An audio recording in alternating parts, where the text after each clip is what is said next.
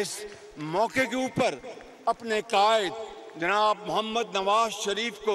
सलाम पेश करता हूं, जिन्होंने हमारी तारीख के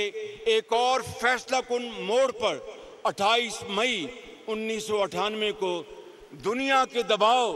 धमकियों और 5 अरब डॉलर की पुरकशिश पेशकश मुस्तरद करते हुए मुल्क की दिफा पर किसी किस्म का समझौता करने से साफ इनकार कर दिया और पाकिस्तान को एटमी ताकत बनाया। अल्लाह ताला के फजल करम से हमारी एटमी ताकत याद रखिए मेरे बुजुर्गों, भाइयों और बहनों, हमारी एटमी ताकत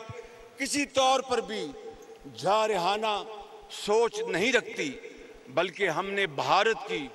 जौहरी ताकत के मुकाबले में अपनी दिफाई सलाहियत मजबूत करने के लिए